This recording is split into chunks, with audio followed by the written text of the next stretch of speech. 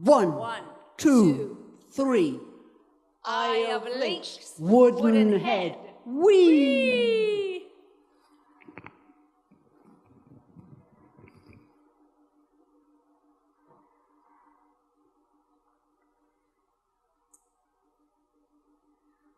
After having a couple of drinks in a bar, Conrad Aiken and Malcolm Lowry walked to Aiken's house to continue their discussion.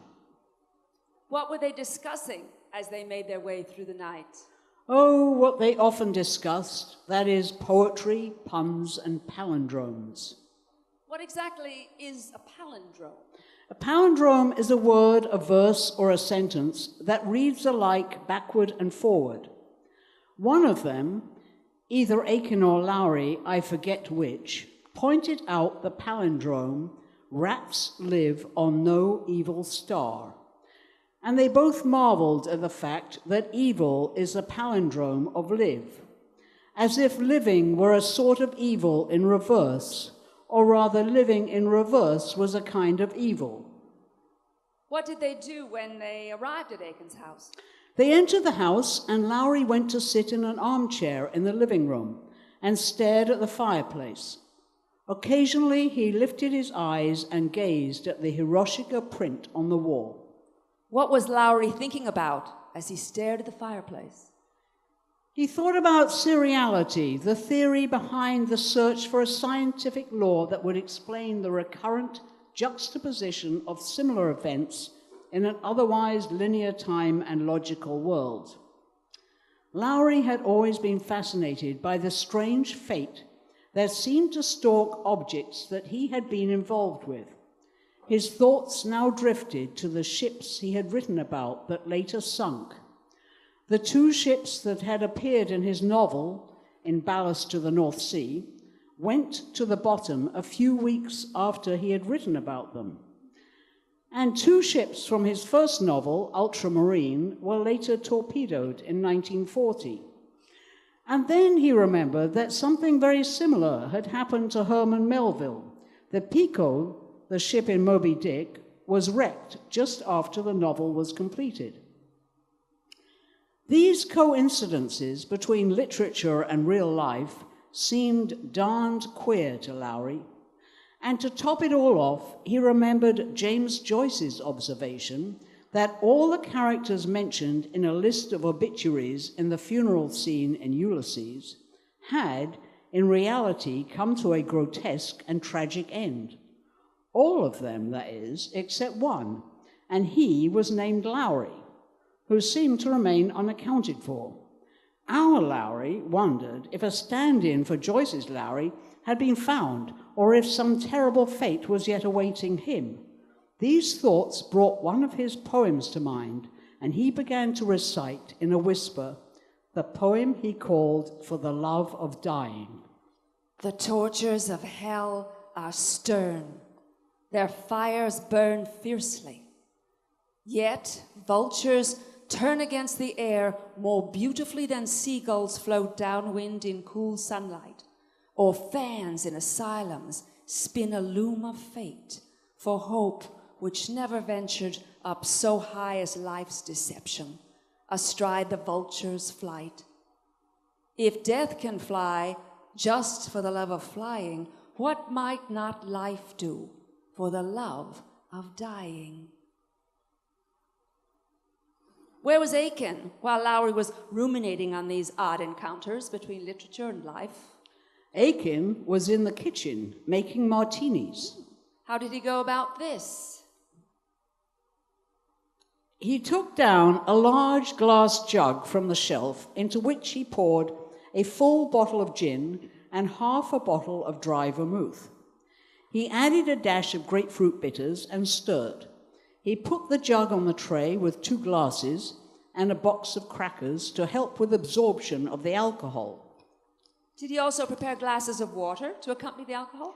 No, Aiken did not think water was for drinking. He thought it was exclusively for washing. Did Lowry drink water? No, he thought the water was neither for drinking nor for washing, but exclusively for swimming in. What reminiscences temporarily corrugated Aiken's brow as he mixed the martinis? An image of a house that always surfaced in his mind at moments of inattention like this, when engaged in some habitual act that required no thought. And what house was that? Was it always the same house? Yes, it was number 228 East Oglethorpe in Savannah, where he had spent his childhood. In his mind, he would walk through all the rooms, pausing at the nursery, where he would sit on the floor reading Edgar Allan Poe. And then he always relived the early hours of February 27th, 1901, when he heard his father's raised voice and the 2 shots.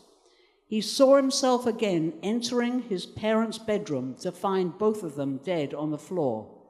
He watched himself as he dressed, stopping to tell the maid to keep the smaller children in the nursery as he went out the door and crossed to the police station on Habersham. "My father has shot my mother and himself." "Who is your father?" "Dr. Aiken." And the police came to the house and took over. That was the end of that house, the end of Savannah, and of his childhood. What might have seemed to a boy of 11 to be an inexplicable event, devoid of meaning, in a night like so many others, had in fact altered the trajectory of his life. It was as if an atom had swerved spontaneously from its course and the future was unknown. Would Aiken ever return to Savannah? Yes, about a decade after the night we are discussing, he would be living in the house next door to his childhood home, at 230 East Oglethorpe.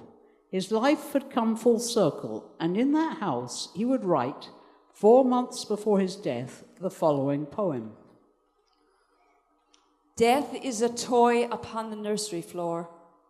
Broken, we know that it can hurt no more, and birth, much farther back, begins to seem like that recurring and delicious dream of middle age, the twin isles blessed in the Atlantic, where we paused to rest and saw the sacred people of the West. Ourselves, but in another time to be? No such luck for such as we. Angelic beings through and through, heart and mind and stature equal grew. All that they did and said was crystal true, a distant climb from worlds invisible and unspeakable in human prose or rhyme. Dream or a vision we could not stay, and it is lost. How can old age receive such Pentecost? And yet not so, for no, we heard the mystics, saw the mysteries. It is to these, with clouded sight, we turn once more to look at death upon the nursery floor. Did Aiken remain in the kitchen through these thoughts? No, he picked up the tray and returned to his guest, where he poured out 2 large martinis, one for each of them, and sat down opposite Lowry. Did the 2 poets talk while they sipped their martinis? If so, what did they talk about? They talked about their past meetings, starting with that first night in 1929. Lowry had crossed the Atlantic from England to spend the summer with Aiken in order to study poetics with him. At some point during that first evening, as the gin flowed liberally, they played a game that involved wrestling with the porcelain lid of the toilet tank. The heavy object ended up in Aiken's hands. He fell back, hitting his head, passing out, and suffering concussion. Although this incident has become the often repeated anecdote of that night, the really important outcome was that a deep friendship was formed. They found themselves to be astonishingly alike in almost everything. They found that they spoke the same language and were uncannily in rapport. So what was the common factor of similarity between their likes and dislikes? Their likes and dislikes centered on poetry. They both shared a liking for all good poetry, not just those that fitted the fashion of the day. And they hated that poetry had become merchandise, and poets were forced to become calculated salesmen whose main occupation was advertising and self-promotion. In this way, mediocrity rose to the top and floated like fat glistening on the surface, often obscuring a rich broth whose quality sunk to obscurity. Both Aiken and Lowry had a shyness in group situations and were often self-deprecating and sometimes woundingly honest about their own faults as they saw them. Lacking in the public relations department, they also deeply believed that poetry was more than another road to fame and fortune, but rather a path to self-exploration and therefore a human activity in benefit of mankind's social and psychological advance. To this end, they both preferred to sidestep the back-scratching, soft-soaping, and backyard clickery-clackery of major poetry circles. Were their views on some points divergent? Not their views so much as their working habits. Aiken took time to plan his compositions, but when it came to writing, he wrote fast and without much alteration. The works, however, often remained unnoticed or gained a few mean-spirited reviews. "Once upon a time, Conrad," Lowry said, "you hurt the feelings of mediocrity so badly she will never forgive you." But Lowry, on the other hand, wrote slowly, or rather rewrote incessantly. His lack of confidence took the form of a perfectionism and reticence to publish. "Cut the umbilical cord, Malk," Aiken chided. "Let it go out into the world." Were there other ways in which their personalities differed? Yes, in their particular aspects of their shared views, Aiken lacked all selfishness. He did for others what he refused to do for himself. He promoted other poets' works through his critical writings and the anthologies he edited. For instance, he is responsible for bringing Emily Dickinson out of obscurity and edited the first edition of her collected works. Also, he carried T.S. Eliot's poetry around to various magazines and book publishers in order to interest them in his work, although he might have been expected to, and in fact did, consider Eliot a definite challenger to his own more classical poetic style in a time of the rise of modernism. Lowry's temperate character took a different form. He found it difficult to deal with his own daily life, and therefore was in no position to assist others. Although on the surface, Aiken, always dapper, appeared organized and in control, and Lowry, always untidy, seemed to lack direction and to be at the beck and call of turmoil, their inner lives were both immersed in chaos. And so we pace, from here to there, from there to here, touch hands, as alien each to each as leaf to stone. One chaos and another. Have good heart, your chaos is my world, perhaps my chaos is world enough for you.